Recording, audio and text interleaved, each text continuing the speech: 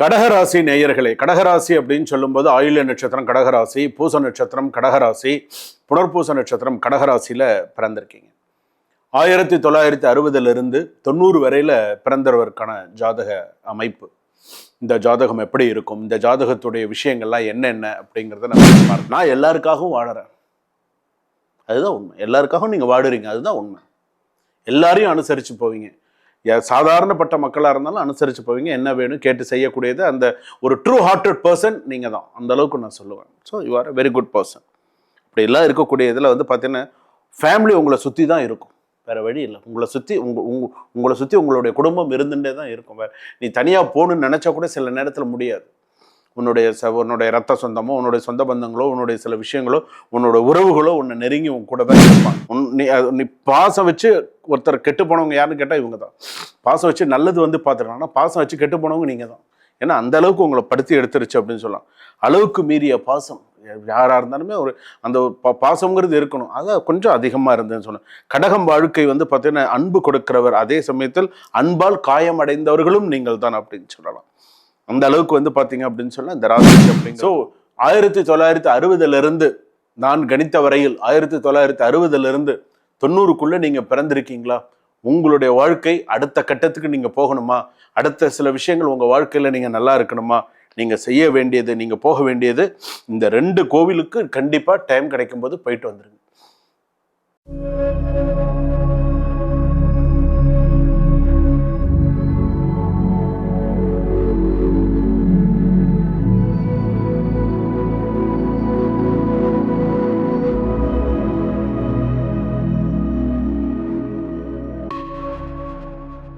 ஜனனி ஜென்ம சௌக்கியானாம் வர்தனி குல சம்பதாம் பதவி பூர்வ புண்ணியானாம் லிக்யதே ஜென்ம பத்திரிகா கஜானனம் பூதகணாதி செவிதம் கபித்த ஜம்பு பலசார பட்சிதம் உமாசுதம் சோக விநாச காரணம் நமாமி விக்னேஸ்வர பாத பங்கஜம் ஆதித்யாயச்ச சோமாய மங்களாய புதாயச்ச குரு சுக்ர சனிபியச்ச ராகவே கேதவே நமகா. உலகெங்கும் வாழக்கூடிய ஜோதிடர் யுகம் நேயர்கள் அனைவருக்கும் வணக்கம். நான் உங்கள் டாக்டர் வி ராஜ்குமார் சிவாச்சாரியார் பேசுகிறேன். எல்லாரும் எப்படி இருக்கீங்க? நலமா இருப்பீங்க நம்புறேன். இன்றைய தினம் நான் பார்க்கக்கூடிய ஒரு மிக முக்கியமான ஒரு பதிவு. அதாவது இது சாதாரண பதிவு கிடையாது. இது என்னன்னா 1960 1990 வரையில பிறந்த ஜாதகம். இந்த ஜாதகம் எப்படின்னா வாழ்க்கையில என்ன நடந்தது, என்ன நடக்குது, இனிமேல் இன்னும் என்ன நடக்க போகுது, இனிமேல் இவ்வளவு தூரம் நடந்துருச்சு, இனிமேல் இன்னும் என்ன நடக்க போகுது அப்படிங்கிறத நம்ம பார்க்க போறோம்.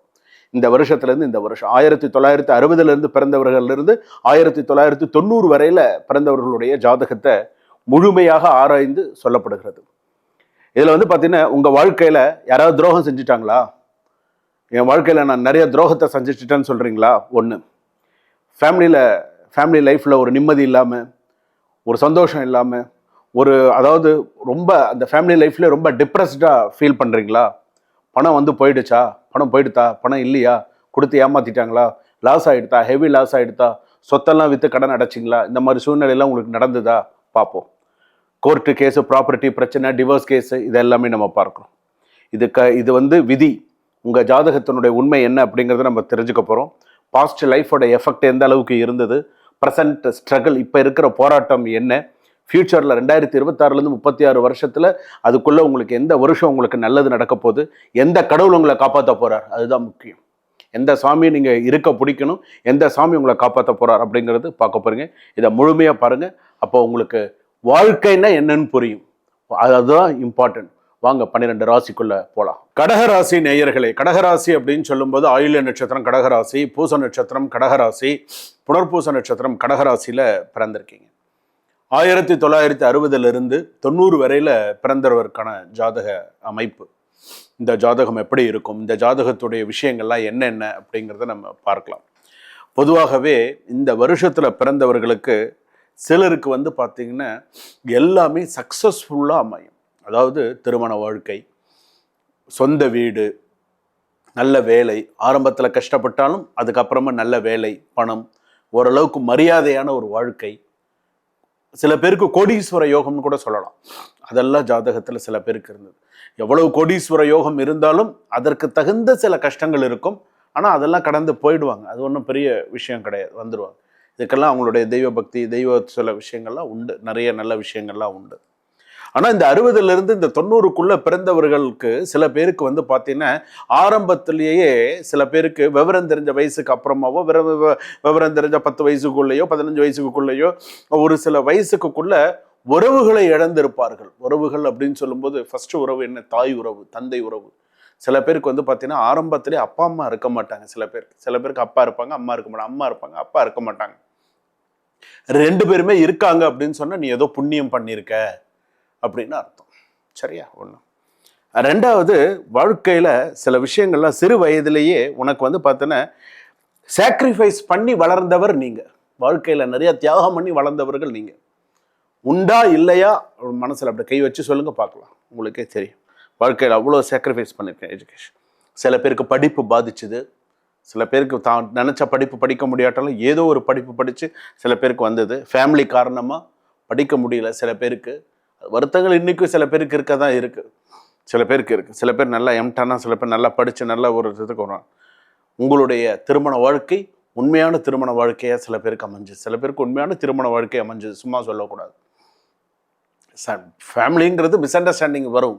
சண்டை இல்லாத வாழ்க்கையே கிடையாது. சண்டை இருக்கும். ஆனால் அது பிரிஞ்சு போய் 2வது கல்யாணம் பண்ணுறாங்க பாருங்க, அங்கே தான் பிரச்சனை. ஆனால் திருமண வாழ்க்கை அப்படிங்கிறது ஓரளவுக்கு உங்களுக்கு சுமூகமாக போயிடும்.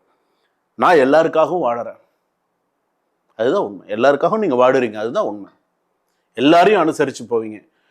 சாதாரணப்பட்ட மக்களாக இருந்தாலும் அனுசரித்து போவீங்க. என்ன வேணும் கேட்டு செய்யக்கூடியது அந்த ஒரு ட்ரூ ஹார்ட்டட் பர்சன் நீங்கள் தான். அந்த அளவுக்கு நான் சொல்லுவேன். So you are a very good person.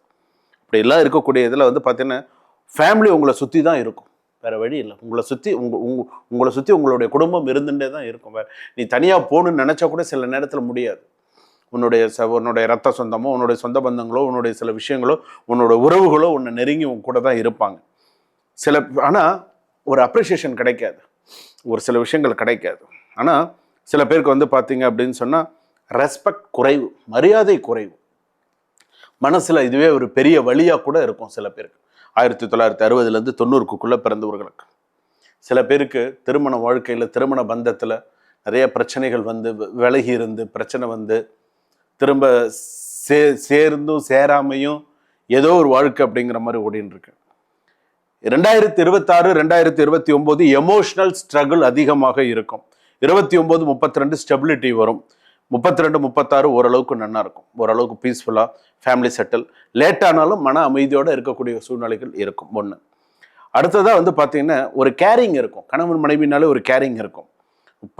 நல்ல ஒரு சில பேருக்கு வந்து பார்த்தாங்கன்னா சில கடகராசிக்காரர்கள் சீக்கிரமாக ஹர்ட் ஆகிடுவாங்க. ஹர்ட் பண்ணுறாங்க, ஹர்ட் ஆகிறாங்கன்னு சொல்கிறாங்களே, அது ஆகும். 2வது வந்து பார்த்தீங்கன்னு சொன்னால் சில பேருக்கு வந்து பார்த்தீங்கன்னா நிச்சயிக்கப்பட்ட கல்யாணமாக இருந்தாலும் அந்த கல்யாணத்தில் ஒரு அன்பு, பாசம், சில விஷயங்கள்லாம் இருக்கும். 2வது வந்து பார்த்தீங்கன்னா சில பேருக்கு இந்த கடகராசியில் பிறந்தவர்களுக்கு சில பேருக்கு ஒரு குறிப்பிட்ட வயசுக்கு அப்புறமா மனவேதனைகள் அதிகரிக்கும். ஏமாற்றங்களை நிறைய சந்திச்சு அதனால மனவேதனைகள் அதிகரித்து நல்ல மரியாதையான மனுஷனாக இருக்கும். நம்ம அவரை சுற்றி ஒரு பேர் சொன்னால் அவ்வளோ அந்த அளவுக்கு ஒரு பேர் மரியாதை இருக்கும். ஆனால் பிள்ளைகளால் அது சில பேருக்கு அந்த ஒரு மரியாதை அப்படிங்கிறது சில பேருக்கு போயிடும். 2வது இவங்கெல்லாம் வந்து பார்த்தீங்கன்னா டீச்சிங், நர்சிங், பப்ளிக் சர்வீஸு, நல்ல ஒரு தனியார் நிறுவனத்தில் வேலை பார்க்குறது, ஒரு ஒரு ஒரு ஒரு பெரிய நிறுவனத்தை நடத்தக்கூடிய அளவுக்கு பெரிய ஒரு அம்சம் இதெல்லாமே உண்டு. அந்த வாழ்க்கையில் என்ன நினைக்கிறாங்களோ அதை சாதிச்சு காட்டக்கூடியவர்கள் கடகராசி அந்த அளவுக்கு இருப்பாங்க. எந்த வயசுல அவங்களுக்கு தைரியம் இருக்கும். சில பேருக்கு இந்த இப்போ 90லேருந்து இந்த இப்போ இன்னைக்கு 90 வரைக்கும் நம்ம சொல்கிறோம் இல்லையா, இன்றைக்கும் நான் வேலைக்கு போகணும் சம்பாதிக்கணும்னு நினச்சாங்கன்னா போவாங்க, சம்பாதிப்பாங்க. சும்மா இருந்தால் இருக்க மாட்டாங்க. அந்த அளவுக்கு அவங்களுக்கு தெரியும்.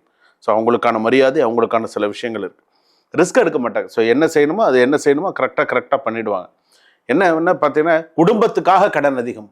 குடும்பத்துக்காக அனாவசியமாக உன் செலவுக்காக நீ கடன் வாங்கல, உன் குடும்பத்துக்காக நீ கடன் வாங்கி அழிஞ்சு போயிட்ட. உன் குடும்பத்துக்காகவே கடன் தானே சுமை எடுப்பார்கள். சரி நீ கஷ்டப்படியா, ஓகே நான் பார்த்துக்கிறேன்டா, நீ போட்டா நான் பார்த்துக்கிறேன்டா அப்படிங்கிற மாதிரி. ஸோ இந்த மாதிரியான விஷயங்கள்லாம் நிறையா இருந்தது. எமோஷ்னல் ஸ்ட்ரெஸ் அதிகமாக இருந்தது. சில பேருக்கு குழந்தைகளுடைய பாதிப்பு அதிகமாக இருந்தது.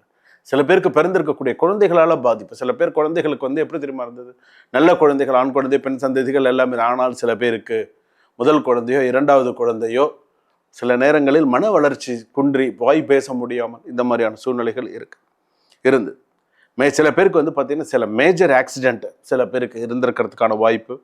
உடல்நிலை பாதிப்புகள் சில விஷயங்கள்லாம் இருந்தது. செஸ்ட் ப்ராப்ளம் அடிக்கடி வரும், லங்ஸ் ப்ராப்ளம், எமோஷனல் ஸ்ட்ரெஸ் அதிகமாக இருக்கும், குழந்தை மீது அதிகமான பாசம் இருக்கும், ஓவர் அட்டாச்மெண்ட் நிறையா இருக்கும், அது என்ன தனி பாசம் இருக்கும், மணி லாஸ் நிறையா இருக்குது, எமோஷனல் லாஸ் நிறையா இருக்குது. ஸோ இதெல்லாம் வந்து பார்த்தீங்க அப்படின்னு சொன்னால் மன பாதிப்பு அதிகம் அப்படின்னு கூட சொல்லலாம். அளவுக்கு மீறிய பாசம், தானே கஷ்டப்படுவாங்க. ஸோ இந்த மாதிரிலாம் இருக்குது. நீ பாசம் வச்சு ஒருத்தர் கெட்டு போனவங்க யாருன்னு கேட்டால் இவங்க தான். பாசம் வச்சு நல்லது வந்து பார்த்துருக்காங்கன்னா பாசம் வச்சு கெட்டு போனவங்க நீங்கள் தான். ஏன்னா அந்த அளவுக்கு உங்களை படுத்தி எடுத்துருச்சு அப்படின்னு சொல்லலாம். அளவுக்கு மீறிய பாசம் யாராக இருந்தாலுமே ஒரு அந்த பாசங்கிறது இருக்கணும், அதான் கொஞ்சம் அதிகமாக இருந்ததுன்னு சொன்னேன். கடகம் வாழ்க்கை வந்து பார்த்தீங்கன்னா அன்பு கொடுக்கிறவர், அதே சமயத்தில் அன்பால் காயமடைந்தவர்களும் நீங்கள் தான் அப்படின்னு சொல்லலாம். அந்த அளவுக்கு வந்து பார்த்தீங்க அப்படின்னு சொன்னால் இந்த ராசிக்கு அப்படிங்கிறது உண்டு. ஸோ 1960 நான் கணித்த வரையில் 1960 90 நீங்கள் பிறந்திருக்கீங்களா? உங்களுடைய வாழ்க்கை அடுத்த கட்டத்துக்கு நீங்கள் போகணுமா? அடுத்த சில விஷயங்கள் உங்கள் வாழ்க்கையில் நீங்கள் நல்லா இருக்கணுமா? நீங்கள் செய்ய வேண்டியது, நீங்கள் போக வேண்டியது இந்த 2 கோவிலுக்கு கண்டிப்பாக டைம் கிடைக்கும் போது போயிட்டு வந்துருங்க. கண்டிப்பாக நீங்கள் போயிட்டு வாங்க. ஏன்னா உங்களுக்கு வந்து முன்னோர்களுடைய சில விஷயங்கள்லாம் இருக்குது. அதனால் நீங்கள் இந்த கோவிலுக்கு கண்டிப்பாக போயிட்டு வாங்க. ஒன்று வந்து பார்த்தீங்க அப்படின்னு சொன்னால் தாராசுரம்னு ஒரு ஊர் இருக்குது, கேள்விப்பட்டிருப்பீங்க. அதில் ஐரவாதேஸ்வரர் டெம்பிள் அப்படின்னு ஒன்று இருக்குது, அங்கே கோவிலுக்கு போயிட்டு வாங்க. பங்காரு காமாட்சி அம்மன் கோவில்னு ஒன்று இருக்குது, போயிட்டு வாங்க. உங்களுக்கு எப்போ நேரம் கிடைக்கிறதோ அந்த கோவிலுக்கு போய், அந்த ஸ்தலத்துக்கு போய் உங்களுக்கு போய் பூஜைகள், அர்ச்சனை, தீபம், முடிஞ்ச அளவு அன்னதானம், வஸ்திர தானம் இதெல்லாம் பண்ணிட்டு, வஸ்திர தானம் கண்டிப்பாக கொடுத்துட்டு வாங்க. வேஷ்டி சட்டையோ சட்டை துணிமணியோ உங்களால் என்ன முடியுமோ வஸ்திர தானம் கண்டிப்பாக இந்த 2 கோவிலில் போய் கண்டிப்பாக கொடுத்துட்டு வரணும். இது நீங்கள் கண்டிப்பாக பண்ணினீங்கன்னா வாழ்க்கையில் ஒரு மாற்றத்தை எதிர்பார்க்கலாம். இந்த 60 90 பிறந்தவர்களுக்கான பலாபலன்கள் இது. இன்பமே சூழ்க, எல்லோரும் வாழ்க. இதுவரையில் நாம் பார்த்தது 1960 முதல் 90 வரையிலான பிறந்தவர்களுடைய ஜாதகம் எப்படி இருந்தது, பாஸ்ட், ப்ரெசண்ட், ஃபியூச்சர், வாழ்க்கையில் ஒரு அலசியாச்சு எப்படி இருக்கு என்ன அப்படிங்கிறது. இது நம்ம சொல்லியிருக்கிறது எல்லாம் இது 95%, 98% கூட, இன்னும் சொல்லப்போனால் சில பேருக்கு 100% வரைக்கும் இது நிதர்சனமான உண்மை, இல்லைன்னு யாரும் மறுக்க முடியாது நடந்த ஒரு விஷயங்கள்.